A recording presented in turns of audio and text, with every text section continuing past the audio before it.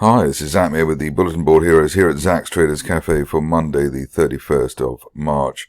Starting off with the FTSE 100, where no sooner has had the triangle been drawn on the daily chart, the market's broken below it, so below 86.20, the nearest support really, the 84.80 area, and that's what we're looking at while we remain below 86.20. In the RSI window, rather a couple of ominous failures for the RSI trace in the 50s, which tends to be actually even worse than a failure at a neutral 50.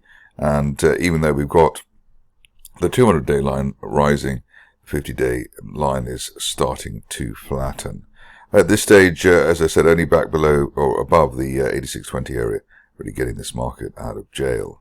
Moving on to the DAX, which was already looking rather ruffled even before the latest news, but we followed on the gap down that we had last week, unfilled gap to the downside, broken the 50-day moving average as well, and now have the risk of having to go down as low as 21,600, filling the 1st February gap to the upside.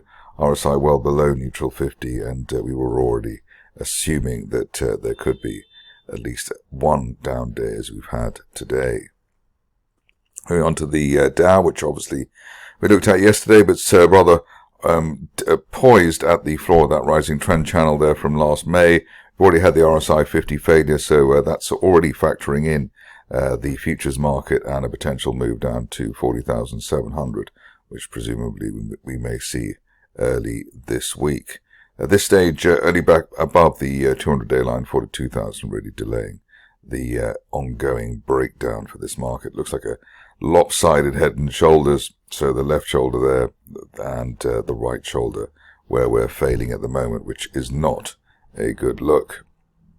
Moving on to Bitcoin, where we're reminded of the person who's short of $332 million worth of Bitcoin. They did that at 84,000, which a few days ago looked rather like the wrong decision because we rallied towards 88,000, but now with a gap down through the 200-day line and resting on the floor of the rising trend channel from this time last year at 81,000, the risk of a move below 80,000 seems quite real. 2 RSI failures, in fact 3 since the beginning of this month at RSI 50 or just above. So initial target here down to 74,000, and then the worst case, I suppose, would be back down towards October support at 58,000, which is in line with the reported profit-taking areas of our short seller in Bitcoin. Moving on to gold, where everyone else's failure is this market's success. We were previously looking for 3,200 by the end of next month.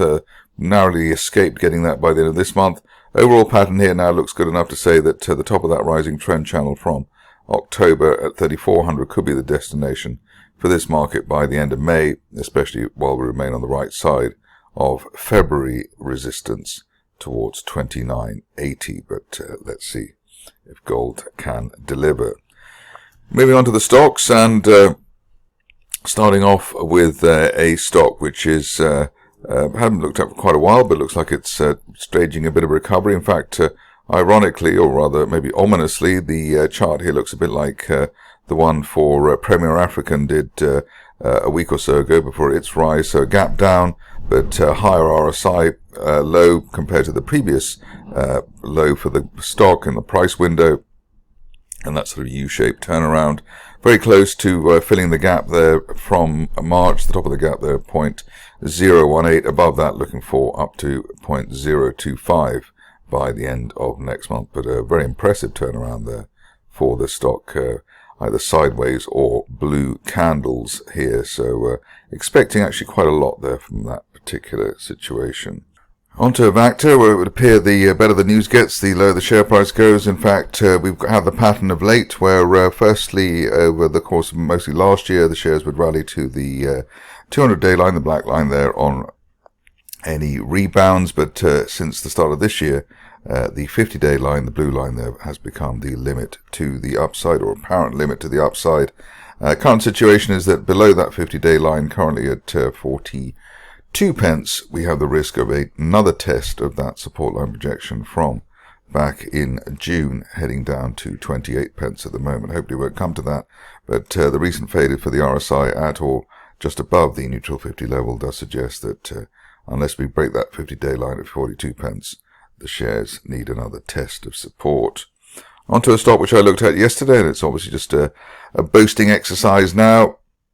Here we've got CRTX, and here Crism has managed to deliver a 10% rise on a very bad day for the market. Broadening triangle base there, top of the triangle there at 16 pence. We were looking for that by the end of next month, and hopefully we can get an end of day close through the 200-day line at 10.5 pence. That is what we shall get. Ideally, we stay on the right side of that 50-day line, currently at 7.7 pence.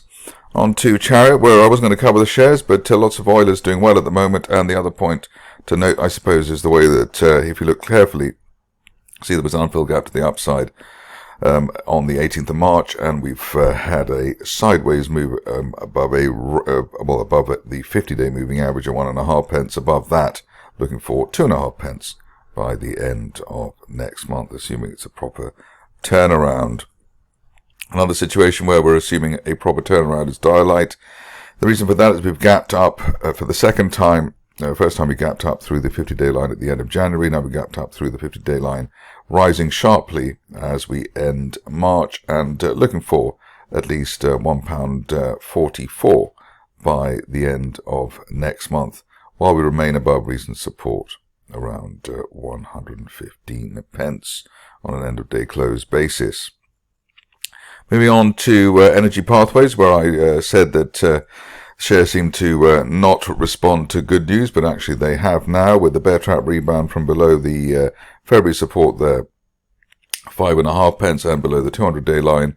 The only thing missing at the moment really is an end-of-day close through 8 pence. So we seem to have got blocked by that level on 4 or 5 times since the the start of this year. So if you are cautious, you wait for an end-of-day close through 8 pence and then target 13 to 14 pence, the top of that rising trend channel from October. Ideally, whatever happens, we now stay above the 50-day line, 6.5 pence. Always pleasing to see Georgina Energy go up, because obviously there's somebody trying to make the shares go down, whatever happens. But we've already had a decent rise, recovery since the end of January.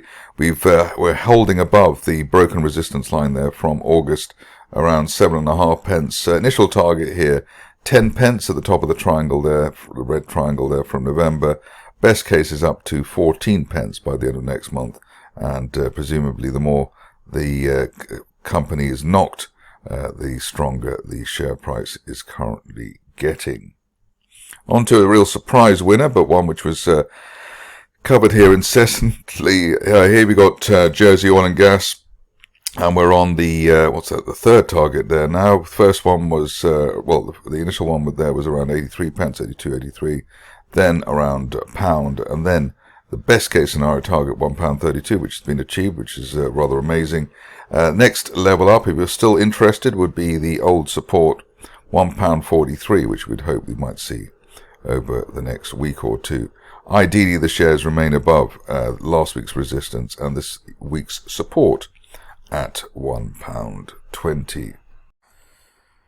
The next contender is Light Science, where our previous suspicions that the shares were heading out of this range into a new higher range were helped along by the unfilled gap to the upside that we had on the 18th of March.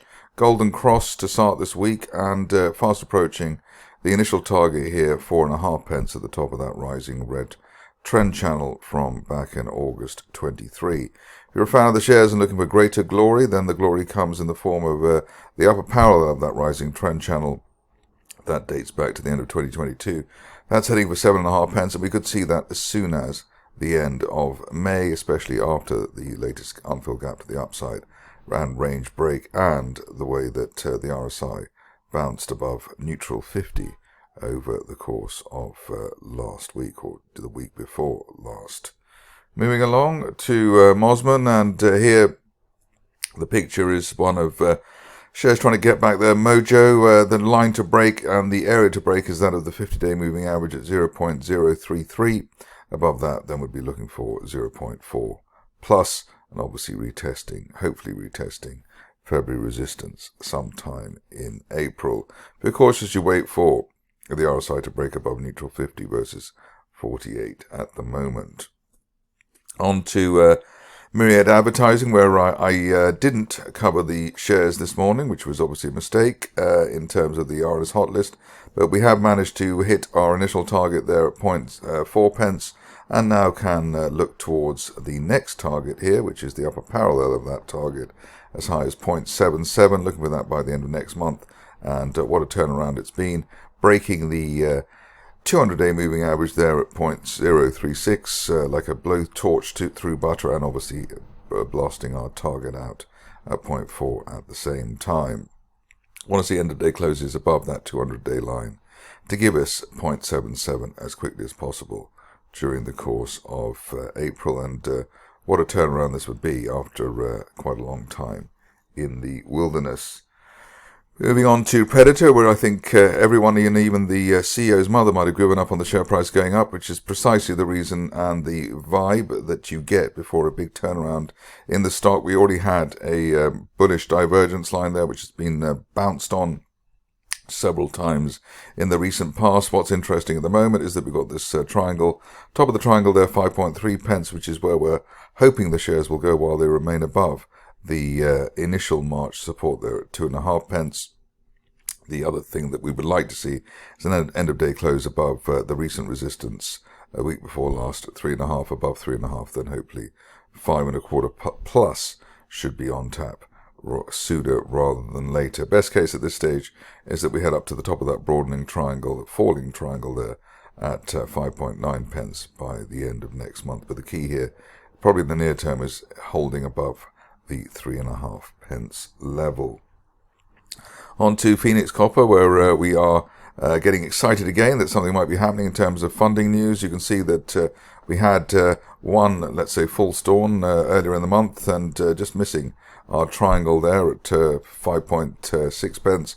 But we're back for more, and bouncing off recent support around 3.6 pence, which was support all the way down back in February. Above that, looking for a retest of the main resistance here towards 5.5 pence. I suppose below that there is not funding, and above that one would assume there will be funding.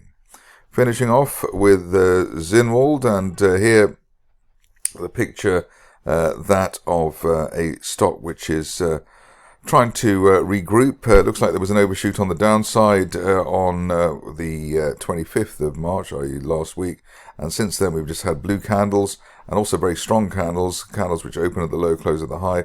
3 of those in 4 days. You could argue that the 27th was very close to being that as well. So this looks like the shares have sold themselves and will head back to 6.8 pence. The top of that falling trend channel, even if they fall back again. Punchy call, but there's no point not being punchy in these markets. That's it for me today. More updates tomorrow.